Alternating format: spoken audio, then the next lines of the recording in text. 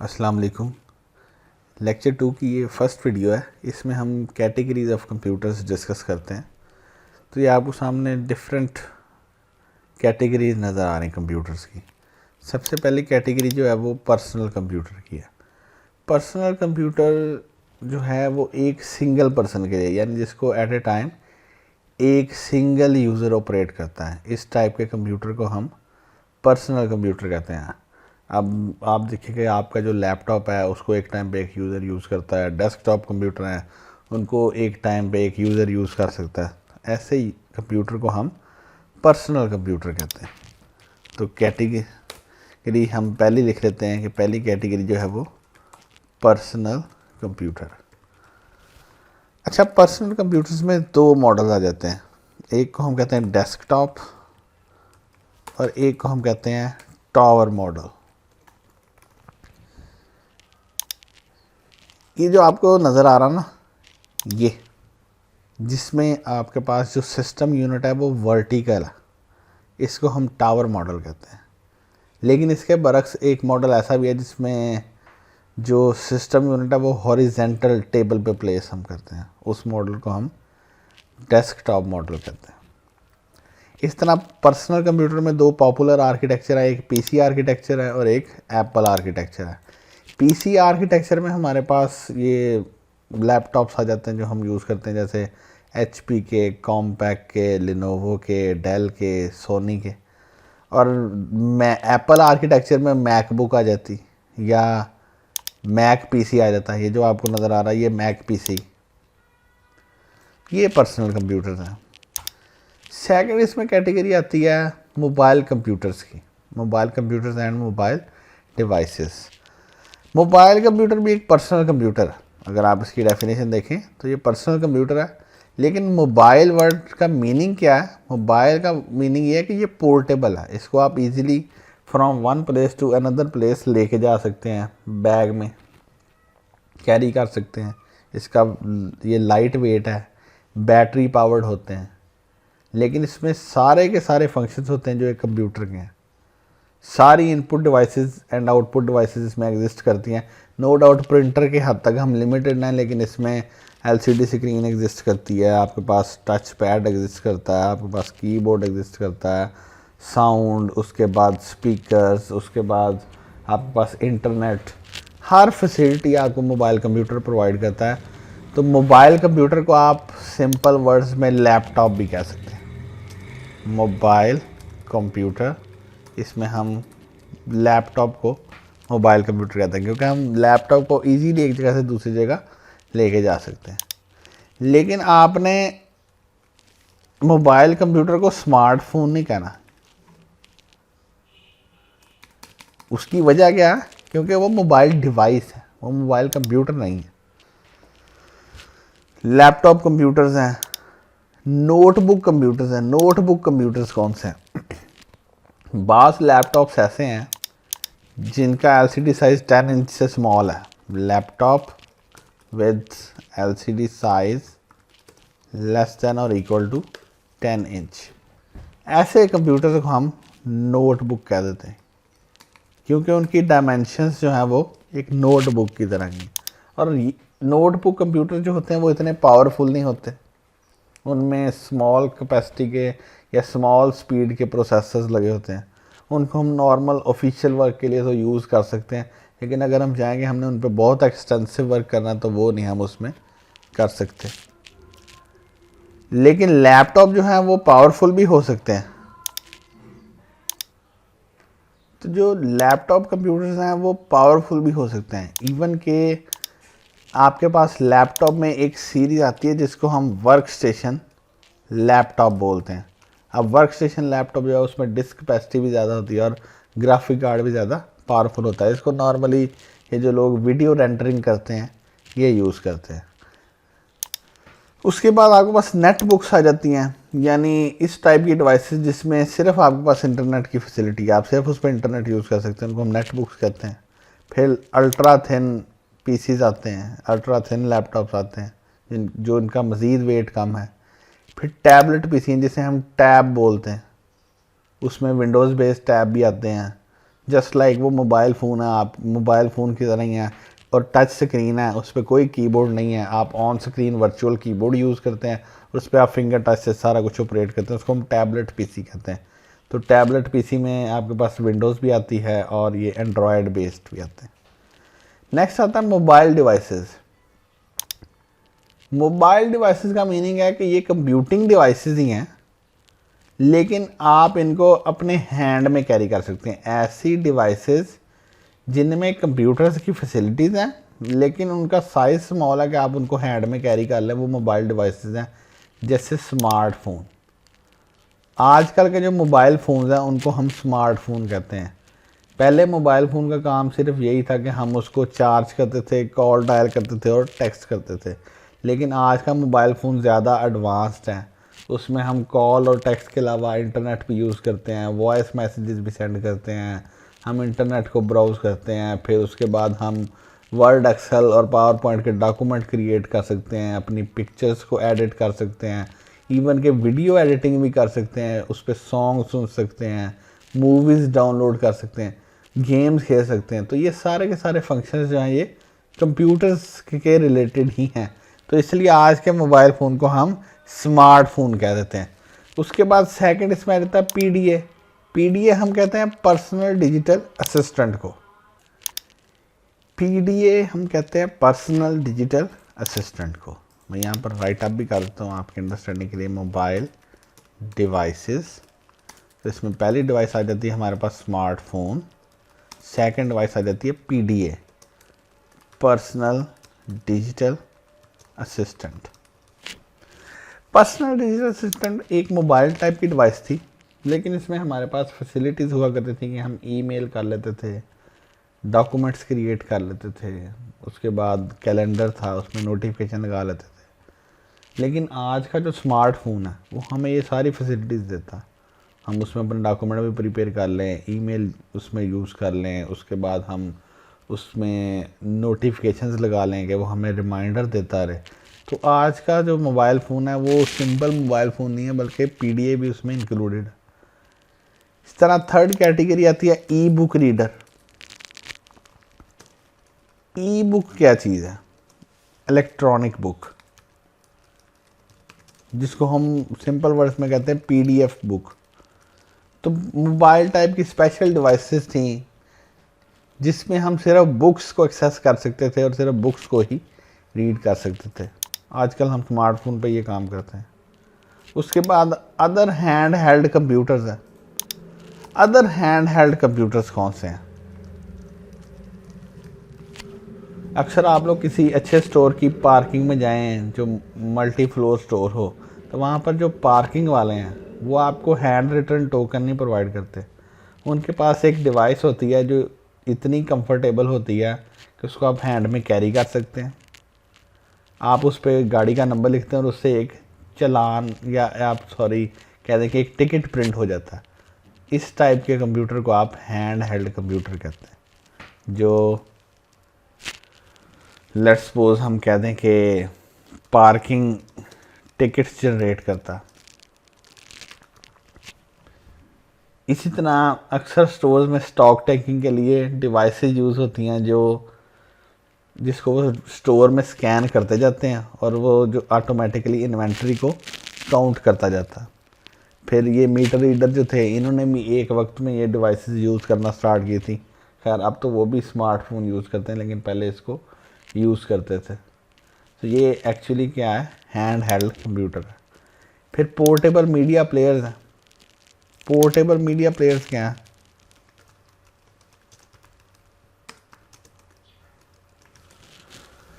ऐसी डिवाइसेस जिसमें आप सॉन्ग्स या म्यूज़िक सेव कर सकते थे और सॉन्ग्स को प्ले कर लेना, पॉज कर लेना, फॉरवर्ड, रिवाइंड और वॉल्यूम के फंक्शन, ये पोर्टेबल मीडिया प्लेयर्स थे। इनको हम MP2 प्लेयर या MP3 प्लेयर भी कहते थे। इनमें सिर्फ सॉन्ग्स की फैसिलिटी थी। डिजिटल कैमरास बजाते खुद भी मोबाइल डिवाइसेस हैं। डिजिटल कैमरास किस तरह से मोबाइल डिवाइसेस हैं? देखिए, डिजिटल कैमरा से आप पिक्चर बनाते हैं। पिक्चर बनाना क्या इनपुट है। उसके बाद डिजिटल कैमरा में ये फीचर है कि आप उसकी ऑप्शन ऑन कर दें कि वो स्माइल को डिटेक्ट करे। तो जैसे आप स्माइल करेंगे तो वो पिक्चर बनाएगा। तो ये उसकी एक प्रोसेसिंग है। इसी तरह हम उसमें फेस डिटेक्शन लगा देते हैं, जहाँ पर फेस आता है वहाँ पर उसके अराउंड येलो कलर का वो बॉक्स बना देता, तो ये वो प्रोसेसिंग कर रहा है। इसी तरह आप डिजिटल कैमरा में जो इमेजेस बनाते हैं उनको आप एडिट कर सकते हैं, उनके कलर्स ब्राइटनेस चेंज कर सकते हैं, ये भी प्रोसेसिंग है। बाज़ डिजिटल कैमरास में ये भी फीचर्स हैं कि आपको उसमें एलसीडी मिलती है, उस एलसीडी से आप डायरेक्टली उस पिक्चर को व्यू भी कर सकते हैं, तो आउटपुट भी है। डिजिटल कैमरास को आप प्रिंटर के साथ कनेक्ट कर लें, फ़ोटो प्रिंटर, डायरेक्टली उससे प्रिंट आउट लेने हैं, तो ये भी आउटपुट फंक्शन है। डिजिटल कैमरा में internal memory and memory card है, स्टोरेज भी है। और मॉडर्न जो डिजिटल कैमराज हैं उनमें इंस्टाग्राम का फीचर भी आ गया कि आप इंस्टाग्राम के साथ कनेक्ट करके डायरेक्ट अपनी पिक्चर्स जो है वो पोस्ट कर लें। तो ये सारी की सारी क्या है, मोबाइल डिवाइसेस हैं।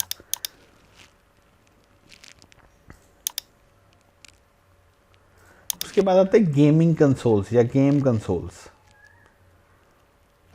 जैसे आपको ये स्क्रीन पे नज़र आ रहा है, एक हमारे पास हैंड हेल्ड डिवाइस होती थी जिसपे हम बॉक्सेस की फॉर्म में जो गेम चलती थी उसको प्ले अराउंड करते थे, तो ये गेम कंसोल है। लेकिन आजकल हाँ, गेम कंसोल इससे ज़्यादा एडवांस हैं। जो आपके सामने एग्जांपल्स हैं, एक्सबॉक्स, प्ले स्टेशन, ये सारे के सारे क्या हैं, गेम कंसोल्स हैं, जिसमें हमारे पास गेम्स इंस्टॉल्ड हैं।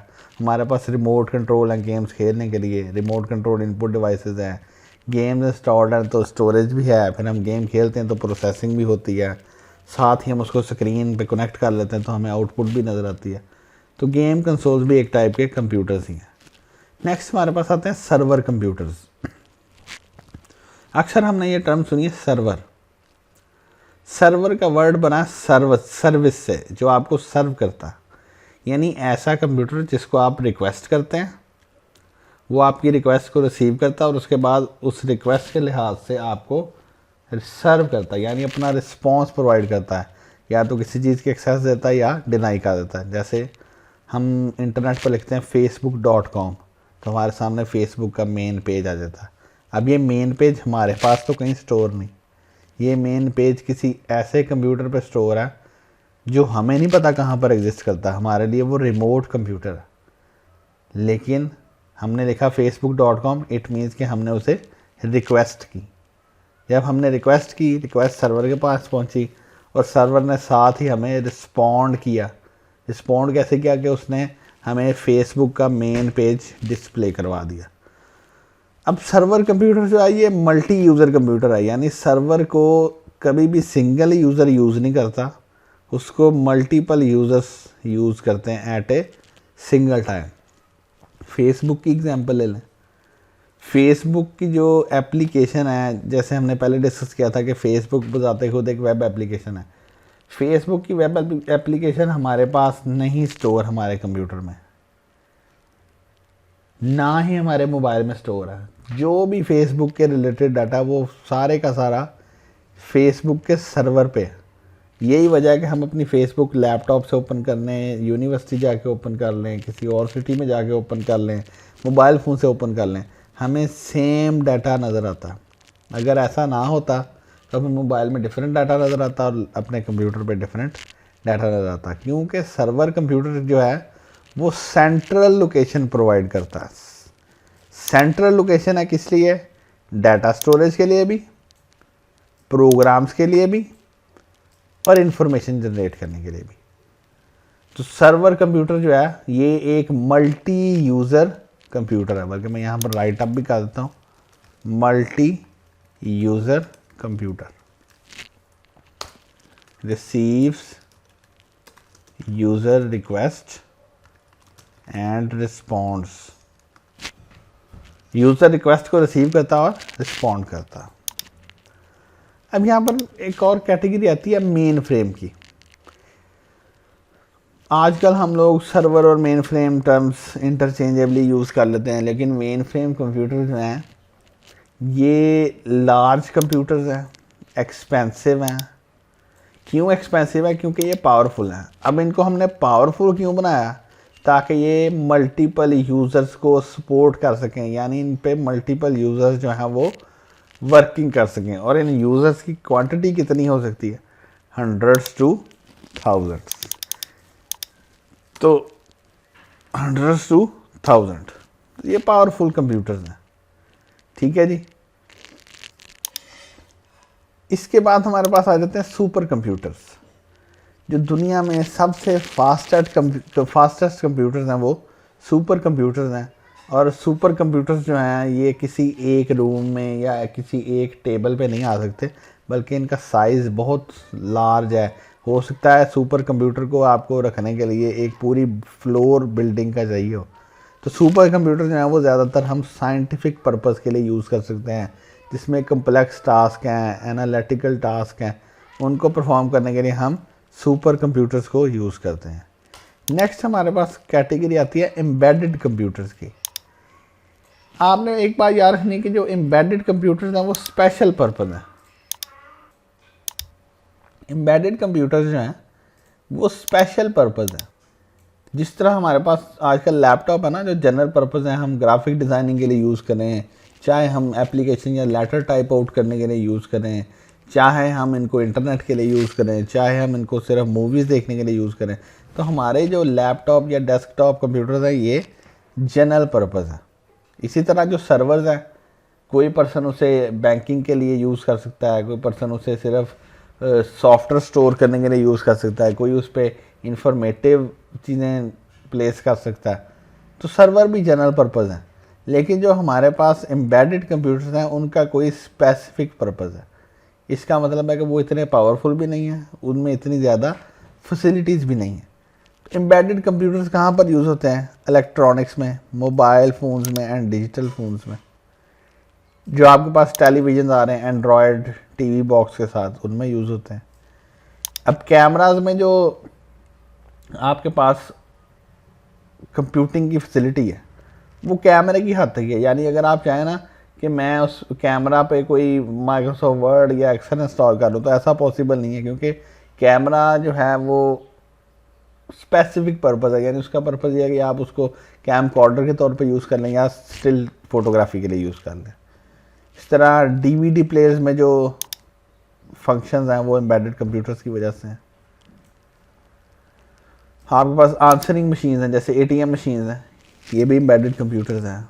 फिर हमने एयर कंडीशनिंग में थर्मोस्टेट यूज़ करते हैं, इन एम्बेडेड कंप्यूटर्स हैं। फिर उसके बाद हमारे पास सिक्योरिटी मॉनिटरिंग सिस्टम है, जैसे ये कैमराज हैं जो मोशन को डिटेक्ट करते हैं, इनमें भी एम्बेडेड कंप्यूटर्स हैं। फिर हमारे पास गाड़ियों की जो ABS ब्रेक्स हैं वो भी एम्बेडेड कंप्यूटर है। फिर उसके बाद ये जो आप गाड़ियाँ देखते हैं कि EFI गाड़ियाँ हैं और इनको हम कंप्यूटर्स के थ्रू एडजस्ट कर सकते हैं, चेक कर सकते हैं, इनमें भी एम्बेडेड कंप्यूटर है। एयर बैग कंट्रोलर जो है वो भी एम्बेडेड कंप्यूटर है। फिर गाड़ी में क्रूज़ कंट्रोल का फंक्शन आता है कि आप एक ख़ास स्पीड पर जाके एक बटन प्रेस कर देते हैं, उसके बाद आपको एक्सेलरेट करने की ज़रूरत नहीं, गाड़ी खुद ब खुद चलती रहती है। उसको कौन कंट्रोल करता है, एम्बेडेड कंप्यूटर। और इसी को हम एरोप्लेन में यूज़ कर सकते हैं ऑटो पायलट के नाम से। फिर हमारे पास कीबोर्ड्स में एम्बेडेड कंप्यूटर्स हैं, डिजिटल वॉचेस में एम्बेडेड कंप्यूटर्स हैं, प्रिंटर्स में को हम एम्बेडेड कंप्यूटर कह सकते हैं। ठीक है जी। तो इन सब का कोई ना कोई स्पेसिफिक पर्पज़ है। नेक्स्ट हमारे पास एक आर्टिकल आता है इंफॉर्मेशन सिस्टम। पहली बात हम सिस्टम की डेफिनेशन कर लेते हैं। सिस्टम किसे कहते हैं, group of components working together to achieve a common goal, इसको हम सिस्टम कहते हैं। मैं यहाँ पर लिख देता हूँ, what is a system, group of components working together to achieve a common goal, इसको हम क्या कहते हैं, सिस्टम कहते हैं। जैसे फॉर एग्जांपल कंप्यूटर सिस्टम। अब कंप्यूटर सिस्टम के कंपोनेंट्स कौन से हैं, इनपुट, प्रोसेसिंग, प्रोसेस, आउटपुट, उसके बाद स्टोरेज और कम्युनिकेशन, ये हार्डवेयर कंपोनेंट्स है ना। उसके बाद सॉफ्टवेयर आ जाते हैं। तो अगर ये सारे के सारे ग्रुप ऑफ कंपोनेंट्स हैं और ये एक दूसरे के साथ मिलकर काम करते हैं, यानी हार्डवेयर को इंस्ट्रक्शन कौन प्रोवाइड करता है, सॉफ्टवेयर प्रोवाइड करता है। तो इनका गोल क्या है, यूज़र के लिए कंप्यूटर को यूज़फुल बनाना, ताकि यूज़र अपनी प्रॉब्लम्स को रिजॉल्व कर सके, यूज़र जो है वो डिफरेंट टाइप की वर्किंग इस पर कर सके। सेकंड डेफिनेशन आप कर सकते हैं कि ए सेट ऑफ इंटररेटेड एलिमेंट्स और कंपोनेंट्स, यानी कि एक दूसरे के साथ कोऑपरेट कर रहे हैं, जो इनपुट कलेक्ट करें यानी डाटा कलेक्ट करें, डाटा को मैनिपुलेट करें यानी उस पर कैलकुलेशंस परफॉर्म करें, प्रोसेस करें, और उसके बाद आउटपुट जनरेट करें। सेकेंडली आउटपुट के बाद स्टोर भी कर सकें, इसको हम इंफॉर्मेशन सिस्टम कहते हैं, यानी ऐसा सिस्टम जो डाटा एक्सेप्ट करेगा, डाटा को इंफॉर्मेशन में कन्वर्ट करेगा, प्रोसेस करने के बाद डाटा को स्टोर करेगा और कम्युनिकेशन में हमें हेल्प आउट करेगा, उसको हम इंफॉर्मेशन सिस्टम कहते हैं। बाज़ औक़ात हम इंफॉर्मेशन सिस्टम को सिंपल आईएस भी लिख देते हैं, और आईएस के डिफरेंट मीनिंग हो सकते हैं। बाज़ जगह पर हम इसको इंफॉर्मेशन सिस्टम कहते हैं, बाज़ जगह पर हम इसको इंफॉर्मेशन सर्विसेज कहते हैं, बाज़ जगह पर हम आईएस का मीनिंग लेते हैं कि ये कोई डिपार्टमेंट है जो हमें कंप्यूटर्स की फैसिलिटीज़ दे रहा है, इंटरनेट की फैसिलिटीज़ दे रहा है, डाटा हमारा स्टोर करके रख रहा है। और बाज़ जगह पर हम इसको आईटी डिपार्टमेंट कह देते हैं, यानी इंफॉर्मेशन टेक्नोलॉजी डिपार्टमेंट, जो कि हमारे लिए इन सारी चीज़ों को मैनेज कर रहा है, या हम उसको एमआईएस डिपार्टमेंट कह देते हैं, मैनेजमेंट इंफॉर्मेशन सर्विस या मैनेजमेंट इंफॉर्मेशन सिस्टम। तो बाज़ जगह पर हम उसको आईटी सर्विसेज सेल भी कह देते हैं। तो ये डिफरेंट जगह पर डिफरेंट टर्मिनोलॉजीज जो हैं ये यूज़ होती हैं। इंफॉर्मेशन सिस्टम की एक्टिविटीज़ कौन सी हैं? इंफॉर्मेशन सिस्टम को हमेशा कोई ना कोई ऑर्गेनाइजेशन यूज़ करती है। अब ऑर्गेनाइजेशन किस फंक्शन के लिए यूज़ करती है? इनपुट गेट करने के लिए, इनपुट को प्रोसेस करने के लिए, आउटपुट जनरेट करने के लिए, और यहाँ पर आप ऐड कर सकते हैं स्टोरेज के लिए भी और कम्युनिकेशन के लिए भी। यहाँ पर एक टर्म नज़र आ रही फीडबैक। फीडबैक किस लिए यूज़ होता है? आप इंफॉर्मेशन की बेस पे अपनी इनपुट्स को चेंज करते हैं, इस प्रोसेस को हम फीडबैक कहते हैं। जैसे फॉर एग्जांपल हमने किसी पर्सन को एक मेरिट लिस्ट प्रोवाइड की जिसमें 50 स्टूडेंट थे, और उसको टाइम दिया कि 3 दिन में स्टूडेंट्स आएंगे, उनके डॉक्यूमेंट्स वेरीफाई करने और फीस आपने वाउचर उनको प्रोवाइड करने। तो ये सारी प्रोसेसिंग चलेगी 3 दिन। 3 दिन के बाद हमारे पास एक लिस्ट बन जाएगी कि 50 स्टूडेंट में से लेट्स सपोज 20 या 25 या 30 स्टूडेंट्स ने फ़ीस पे कर दी। अब फीडबैक क्या होगी कि नेक्स्ट लिस्ट जो हमने प्रोवाइड करनी है वो 20 स्टूडेंट की प्रोवाइड करनी है, क्योंकि फर्स्ट लिस्ट में 30 स्टूडेंट्स ने फ़ी पे कर दी थी। तो ये आप इसको फीडबैक कह सकते हैं। Elements of information system, hardware, आजकल के जो मॉडर्न इंफॉर्मेशन सिस्टम्स हैं उनमें हम कंप्यूटर्स यूज़ कर रहे हैं, तो इसलिए हार्डवेयर जो है वो उसका सबसे first portion, input devices, output devices, storage devices, processing devices, communication devices. Second software, Windows है, लाइनक्स ऑपरेटिंग सिस्टम है, ड्राइवर्स है। उसके बाद कस्टमाइज सॉफ्टवेयर आ सकते हैं, इसमें जनरल पर्पस सॉफ्टवेयर आ सकते हैं। फिर डाटा है, रॉ फैक्ट्स एंड फिगर्स, जिसको हमने प्रोसेस करना है। फिर पीपल है, लोगों का क्या काम है? कंप्यूटर को यूज़ कौन करेगा? इंसान यूज़ करेंगे। कंप्यूटर को इंस्ट्रक्शन कौन प्रोवाइड करेगा? इंसान प्रोवाइड करेंगे। एक इंफॉर्मेशन सिस्टम को डाटा कौन प्रोवाइड करेगा? इंसान प्रोवाइड करेंगे। उस डाटा से जो इन्फॉर्मेशन जनरेट होगी वो भी इंसान ही यूज़ करेंगे। सॉफ्टवेयर इंस्टॉल कौन करेगा? इंसान करेगा। अगर हार्डवेयर में किसी किस्म का कोई फॉल्ट आ जाता है उसको रिपेयर कौन करेगा? पीपल पे रिपेयर करेंगे। तो पीपल जो हैं ये क्रिटिकल पार्ट है इंफॉर्मेशन सिस्टम का। इंफॉर्मेशन सिस्टम को बनाते भी यही हैं, यूज़ भी यही करते हैं, किसी प्रॉब्लम की सूरत में उसको ट्रबल शूट या मैनेज भी यही लोग करते हैं। नेक्स्ट आ जाता है प्रोसीजर्स। प्रोसीजर आप कहते हैं प्रोसेस को, पॉलिसीज़ को, यानी कोई ना कोई स्टेप्स हैं जिनको हमने फॉलो करते हुए चलना है। इंफॉर्मेशन सिस्टम के लिए ज़रूरी है कि उन स्टेप्स को फॉलो करें। तो प्रोसीजर्स या पॉलिसीज़ जो हैं ये भी इंफॉर्मेशन सिस्टम का सबसे इम्पॉर्टेंट पार्ट है। जैसे आप देखें ना, आप केयर फार्मेसी पे जाएं तो उनका एक प्रोसेस है कि आपने कभी भी काउंटर पे जाके मेडिसिन नहीं बतानी। आप कैश काउंटर पे मेडिसिन नहीं बताते, बल्कि प्रेस्क्रिप्शन ड्रॉप काउंटर जो है वहाँ पर जाके अपनी मेडिसिन बताते हैं। आप 1 बाय 1 सारी मेडिसिन बताते हैं, वो राइट अप करके साथ ही उसका बिल जनरेट कर देते हैं। उसके बाद वो किसी सेल्समैन को वो बिल प्रोवाइड करते हैं, वो आपकी सारी मेडिसिन कलेक्ट करता है।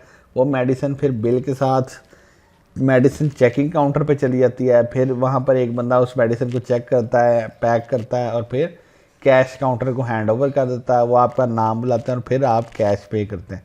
तो ये उनका प्रोसीजर है जिसको वो फॉलो करवा रहे हैं। इसी तरह यूनिवर्सिटीज़ में एडमिशन ओपन होते हैं, हम फॉर्म सेव करते हैं, जैसे ही डेट क्लोज़ होती है तो फॉर्म भी ऑटोमेटिकली ही क्लोज़ हो जाता है। तो फॉर्म भी तो, एडमिशन फॉर्म जो है वो भी तो इन्फॉर्मेशन सिस्टम ही है कि वो डाटा कलेक्ट कर रहा है। वो डाटा क्यों कलेक्ट कर रहे हैं हम?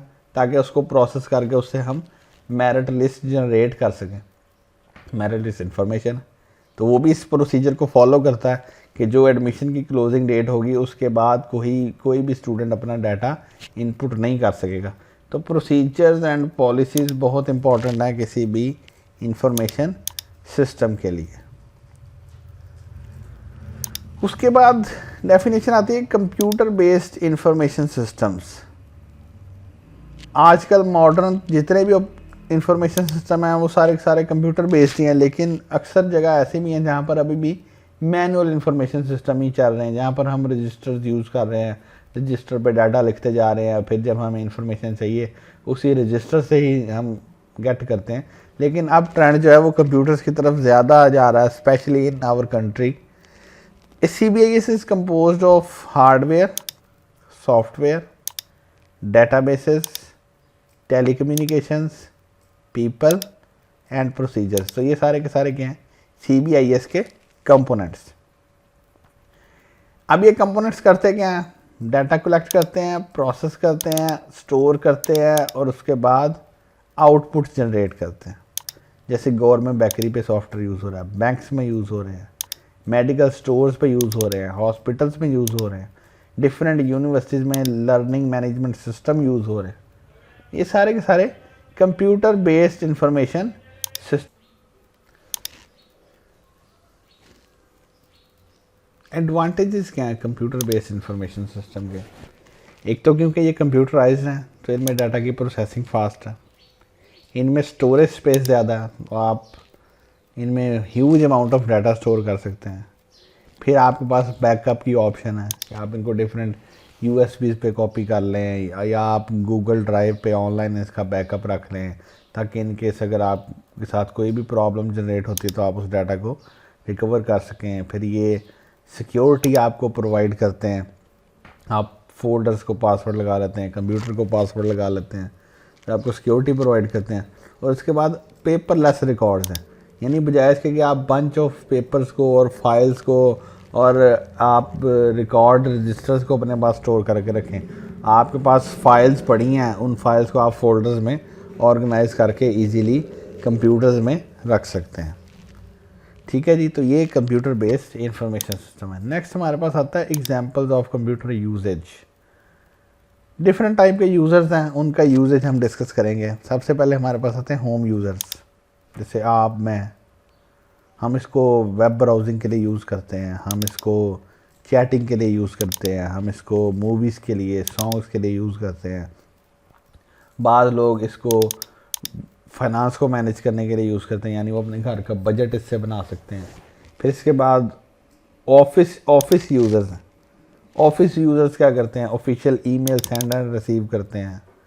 फिर अगर आपके पास आपके जो ऑफिस हैं वो डिफरेंट कंट्रीज़ में एग्जिस्ट करते हैं तो आप इंटरनेट टेलीफोनी को यूज़ कर सकते हैं, या आप मीटिंग्स के लिए वीडियो कॉन्फ्रेंस कर सकते हैं। इंफॉर्मेशन सर्च करते हैं ऑफिशियल यूज़र्स।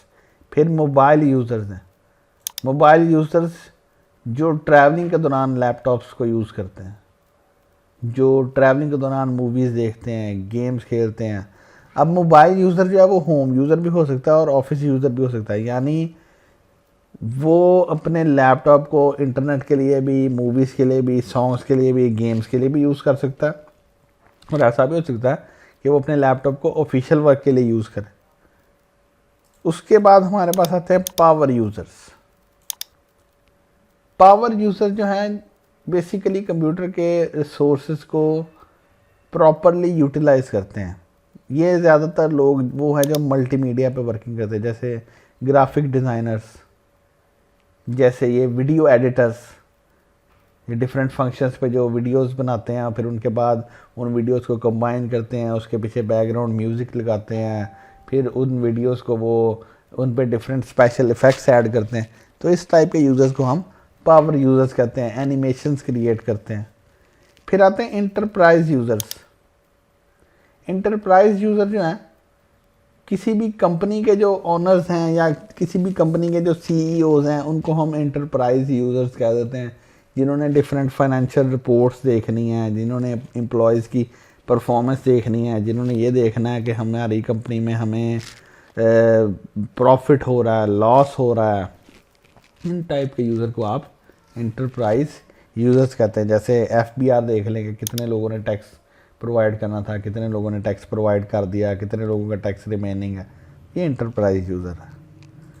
नेक्स्ट हमारे पास आता है computer application in society. Education में हम यूज़ करते हैं।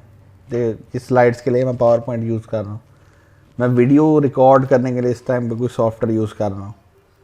आप लोग इन वीडियोस को डाउनलोड करेंगे, इनको वीडियोस को देखेंगे, उसके लिए आप कोई कंप्यूटिंग डिवाइस या कंप्यूटर यूज़ करेंगे। इसी तरह हम प्रोजेक्टर यूज़ करते हैं, इंटरनेट से डिफरेंट स्लाइड्स या डिफरेंट मटेरियल या असाइनमेंट्स सर्च करते हैं। एजुकेशन में ये इसका यूज़ है। उसके बाद हम लर्निंग मैनेजमेंट सिस्टम को यूज़ कर रहे हैं। आप अपने ऑनलाइन रिज़ल्ट चेक कर सकते हैं। एज ए टीचर मैं आपके रिज़ल्ट्स ऑनलाइन प्लेस करता हूँ। हम ऑनलाइन कोर्सेज कर सकते हैं, जैसे यूडेमी से, EDX से, कोर्सेरा से, यहाँ से हम ऑनलाइन कोर्सेज कर सकते हैं। तो कंप्यूटर की एप्लीकेशन एजुकेशन में। फाइनेंस में क्या एप्लीकेशन हैं? Banking sector, online currency exchange, उसके बाद e-commerce, online trading, FBR, mobile banking, ये सारे के सारे फाइनेंस से रिलेटेड है। गवर्नमेंट में कहाँ कहाँ कंप्यूटर यूज़ हो रहा है? FBR में यूज़ हो रहा है। मैं आपकी कंट्री की ही बात करूँगा। गवर्नमेंट में कंप्यूटर का यूज़ कहाँ कहाँ है? FBR में यूज़ हो रहा है। फिर MTMIS है, इसमें आपको सारी व्हीकल की डिटेल्स मिल जाती हैं कि एक गाड़ी जो है उसका इंजन नंबर क्या है, उसका चेसिस नंबर क्या है, वो गाड़ी किस पर्सन के नेम पे है, उसका टोकन टैक्स पेड है या नहीं, यहाँ पर यूज़ हो रहा है। उसके बाद कंप्यूटर में आप देख लें कि सिटीज़न पोर्टल है। फिर आप गवर्नमेंट हॉस्पिटल्स देखें, स्पेशली सिविल, जहाँ पर अभी सॉफ्टवेयर इंस्टॉल किए गए हैं OPD के लिए भी और इंडोर के लिए भी। तो इस तरह से गवर्नमेंट में भी डिफरेंट जगह पर कंप्यूटर्स यूज़ हो रहे हैं। हेल्थ केयर मैंने आपको पहले बता दिया, हॉस्पिटल्स में यूज़ हो रहा। हॉस्पिटल्स में हम कंप्यूटर क्यों यूज़ करते हैं? पेशेंट की रिकॉर्ड कीपिंग के लिए, पेशेंट की बिलिंग के लिए, पेशेंट की हिस्ट्री को स्टोर करने के लिए। बल्कि अब एक नया ट्रेंड ये है कि जो डॉक्टर्स हैं ना, जो क्लिनिक करते हैं प्राइवेट क्लिनिक, वो भी सॉफ्टवेयर यूज़ करते हैं। बजाय इसके कि वो किसी भी पर्सन की मेडिसिन हाथ से लिखें, वो सॉफ्टवेयर के थ्रू टैबलेट्स चेक करते जाते हैं, उनकी डोज सेट करते जाते हैं और ऑटोमेटिकली उससे कंप्यूटराइज प्रिंट आउट निकल आता है। उसका फ़ायदा ये होता है कि एक पेशेंट को भी आसानी रहती है उस मेडिसिन को पढ़ने में, और एक मेडिकल स्टोर वाले को भी पढ़ने में आसानी रहती है, क्योंकि वो कंप्यूटर टाइप्ड वर्ड्स होते हैं, वो डॉक्टर की राइटिंग में नहीं होते। साइंस में कंप्यूटर का यूज़ किधर है? रिसर्च में, सिमुलेशंस में, साइंटिफिक एक्सपेरिमेंट्स जो करते हैं उनमें कंप्यूटर यूज़ होता है। पब्लिशिंग में कंप्यूटर का यूज़ किधर है? बुक्स वगैरह जो हम पब्लिश करते हैं, रिसर्च पेपर्स पब्लिश करते हैं, पैनाफ्लेक्सेस पब्लिश करते हैं, ये कंप्यूटर्स का यूज़ है। ट्रैवलिंग में हम कंप्यूटर का यूज़ किधर करते हैं? हम ऑनलाइन बसेस के, एरोप्लेन के स्केड्यूल चेक कर सकते हैं, हम बुकिंग करवा सकते हैं ऑनलाइन टिकट्स को, ऑनलाइन टिकट्स परचेज कर सकते हैं। और ट्रैवलिंग में क्या यूज़ है? GPS, Google maps. हमें कोई रास्ता नहीं मिलता, हम मोबाइल फ़ोन पे लोकेशन ऑन करते हैं और गूगल मैप्स को यूज़ करते हैं। वो गूगल मैप हमें ये भी बताता है कि हम करंटली किस लोकेशन पे हैं। उसके बाद उसमें हमें डिफरेंट प्लेसेस भी नज़र आ रही हैं, डिफरेंट रोड्स के नेम नज़र आ रहे हैं, कोई इंपॉर्टेंट बिल्डिंग है, कोई रेस्टोरेंट है, उस सब की डिटेल्स हमें नज़र आ रही हैं। फिर उसके बाद एक ऑप्शन है गूगल मैप में कि हम किसी जगह का रास्ता फाइंड आउट करना चाहें तो हम उसको डेस्टिनेशन बता देते हैं, वो हमें डिफरेंट अल्टरनेटिव रूट्स जो हैं वो बता देता है। और साथ ये भी बताता है कि किस रास्ते की लेंथ क्या है, कितने किलोमीटर का रास्ता है, कितना टाइम लगेगा, किस पे ट्रैफिक ज़्यादा है, किस पे ट्रैफिक कम है। इसके अलावा आप उसमें ये ऑप्शन ऑन कर सकते हैं कि आप ट्रैवलिंग कर रहे हैं, आप बार बार मोबाइल तो नहीं देख सकते, आप उसमें वॉइस ऑप्शन ऑन कर दें तो जैसे ही आप मूव करते जाएंगे साथ ही गूगल असिस्टेंट आपको बताता जाएगा कि कितने किलोमीटर के बाद आपने राइट टर्न लेना है या लेफ़्ट टर्न लेना है। तो साथ ही गूगल असिस्टेंट आपको गाइड करता रहेगा, आप उसकी वॉइस को सुने और फिर उस पर वर्कआउट करें। तो ये ट्रैवलिंग में इसका यूज़ है। मैन्युफैक्चरिंग में क्या यूज़ है? मैन्युफैक्चरिंग में दो इंपॉर्टेंट यूजेज हैं और मैं यहाँ पर लिखता हूँ मैन्युफैक्चरिंग। दो टर्म्स इसमें यूज़ होती हैं, CAD एंड CAM। CAD का मतलब है कंप्यूटर एडेड डिज़ाइन। अक्सर आपने टर्म सुनी होगी ऑटोकैड। ऑटोकैड को ऑटोकैड क्यों कहते हैं? क्योंकि वो एक सॉफ्टवेयर है जो कि कंप्यूटर एडेड डिज़ाइन को सपोर्ट करता है। यानी बजाय इसके कि हम हाथों से किसी बिल्डिंग का स्केच बनाएं, हम हैंड से किसी गाड़ी की लेआउट बनाएं, हम क्यों ना कंप्यूटर सॉफ्टवेयर को यूज़ करें और उस सॉफ्टवेयर को यूज़ करते हुए उस घर का आर्किटेक्चर डिज़ाइन करें या किसी बिल्डिंग का आर्किटेक्चर डिज़ाइन करें। तो इस टर्म को हम कहते हैं कंप्यूटर एडेड डिज़ाइन। तो कंप्यूटर एडेड डिज़ाइन में हम सिर्फ घरों का आर्किटेक्ट ही नहीं डिज़ाइन कर सकते, बल्कि किसी ब्रिज का भी डिज़ाइन कर सकते हैं, हम किसी गाड़ी के इंजन का भी डिज़ाइन क्रिएट कर सकते हैं, हम किसी गाड़ी की आउटर लुक का डिज़ाइन भी क्रिएट कर सकते हैं, हम उसमें इंटीरियर डिज़ाइनिंग भी कर सकते हैं। तो इन सारों को हम कंप्यूटर एडेड डिज़ाइन ही कहेंगे। CAM का मीनिंग है computer aided manufacturing. Computer aided manufacturing का मतलब क्या है? Using robots to manufacture products. Using robots to manufacture products या टू क्रिएट या टू कंस्ट्रक्ट प्रोडक्ट्स। आप लोग अगर नेट जियो का चैनल देखें तो आपको वहाँ पर मेगा फैक्ट्रीज़ की एक एपिसोड लगती है। कोई गाड़ियाँ बनाने की फैक्ट्री या कोई फूड आइटम्स पैक करने की फैक्ट्री या कोका कोला की फैक्ट्री। तो उनमें आप देखेंगे आपको लोग बहुत कम नज़र आएंगे। ये बात नहीं कि नहीं नज़र आएंगे, लेकिन कम नज़र आएंगे। उसकी वजह क्या है कि अब हमने मैन्युफैक्चरिंग को कंप्यूटर एडेड मैन्युफैक्चरिंग में चेंज कर दिया कि यानी कि बजाय इसके कि लोग खुद से चीज़ें डेवलप करें, हमने रोबोट्स को इंस्ट्रक्शन प्रोवाइड कर दी कि वो रोबोट्स हमारी इंस्ट्रक्शन को फॉलो करते जाएं और चीज़ों को मैन्युफैक्चर करते जाएं। अगर आप देखें तो जो रोबोट्स हैं वो एक तो इंसान से ज़्यादा क्विकली वर्किंग करते हैं, एक तो इंसान से ज़्यादा क्विकली वर्किंग करते हैं रोबोट्स। सेकंड, रोबोट्स क्या हैं? ज़्यादा एक्यूरेट वर्किंग करते हैं, ज़्यादा रिलायबल है।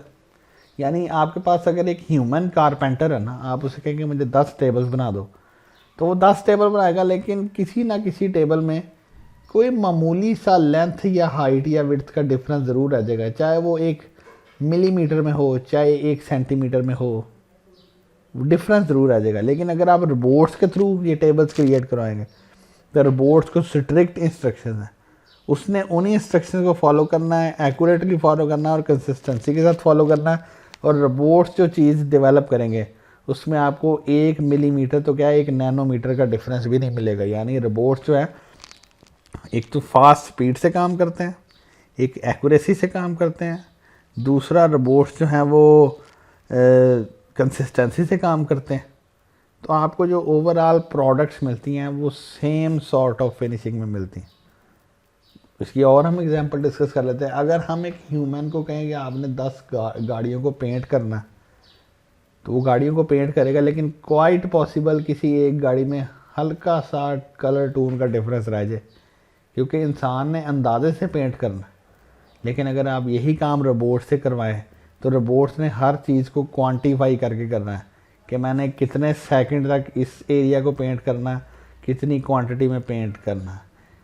तो जब वो इन चीज़ों को या पैरामीटर्स को इंश्योर करता रहेगा, तो एट द एंड आपको 10 की 10 गाड़ियों की फिनिशिंग जो है वो सेम मिलेगी। लेकिन अगर इंसान को आप कहें कि इन चीज़ों का ट्रैक रखे, तो इंसान के लिए पॉसिबल नहीं है।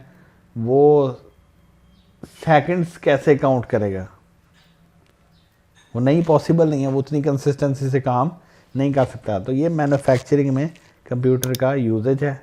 नेक्स्ट वीडियो में हम इंशाल्लाह हिस्ट्री ऑफ कंप्यूटर को डिस्कस करेंगे।